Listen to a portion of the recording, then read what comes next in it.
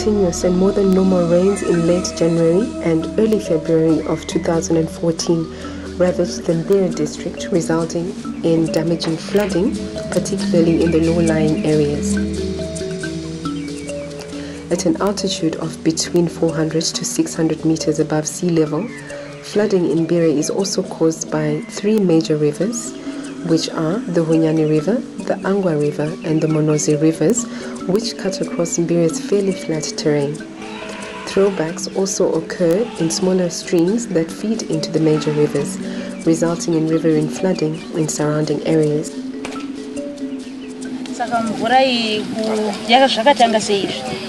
Yakatanga pada kuvhurira madhamu kuseri kwada kuvhurira madhamu ndotoona mvura feche minda yose.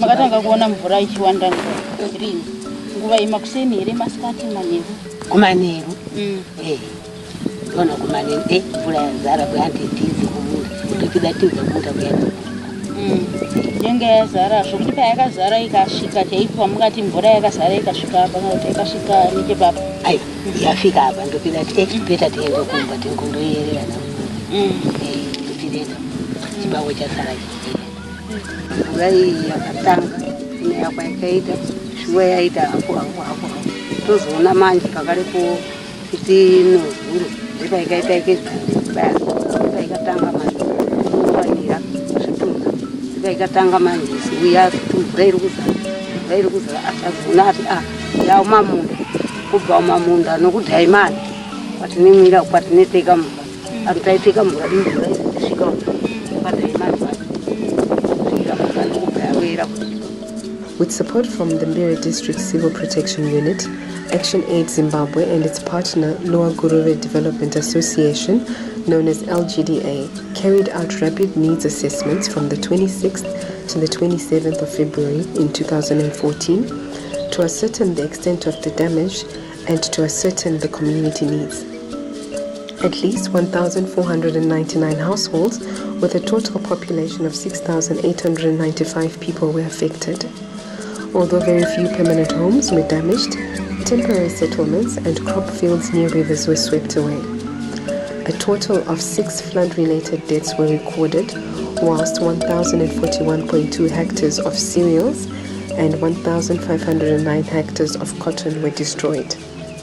The affected communities are mainly reliant on grain-fed agricultural production as a source of livelihood.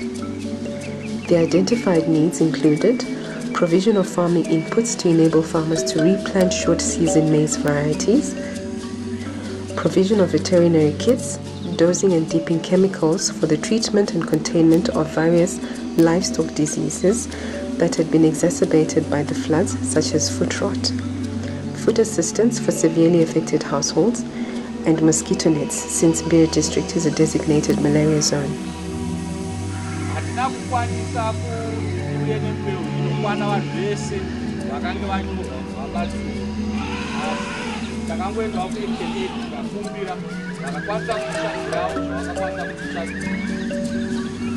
In response, ActionAid International Humanitarian Assistance and Resilience Team, known as IHEART, together with ActionAid Zimbabwe and LGDA, were able to assist 750 households with 7.5 tons of early maturing maize seed. Beneficiary selection and targeting of the most vulnerable households was spearheaded by women-led ward committees selected by the communities themselves, particularly for this purpose. This reduced levels of conflict and ensured that transparent, community-led seed distribution processes ensued.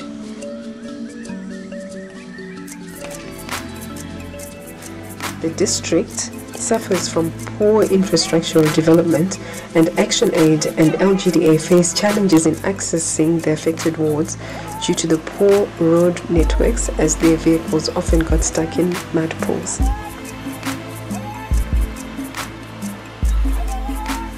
In Monozi Ward 16, a ward which is surrounded by a river, people had to carry the seed across the river to designated points of distribution.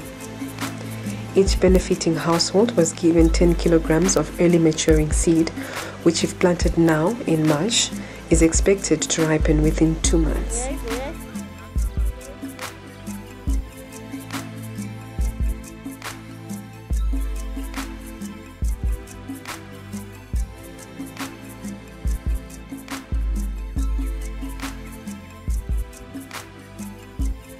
Mbeu yandapiwa ndikutarisa kuti chandibatsira ndikajara ndinopowa.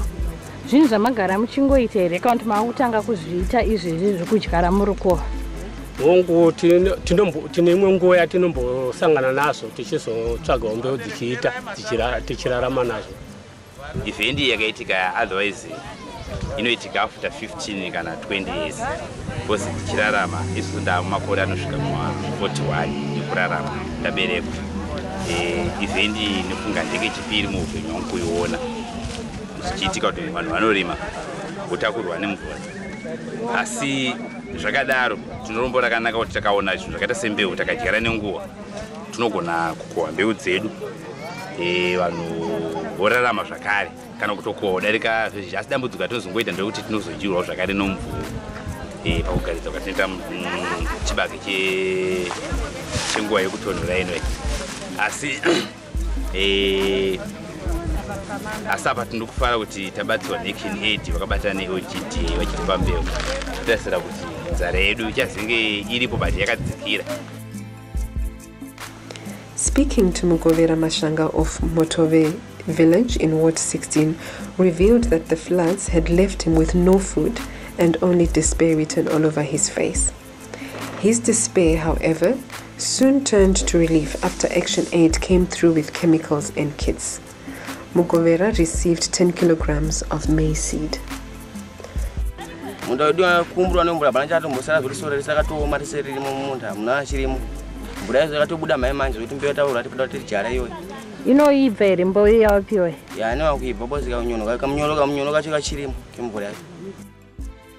Distribution of the maize seed was done in a transparent manner where all stakeholders, including councillor chiefs and church leaders, were present.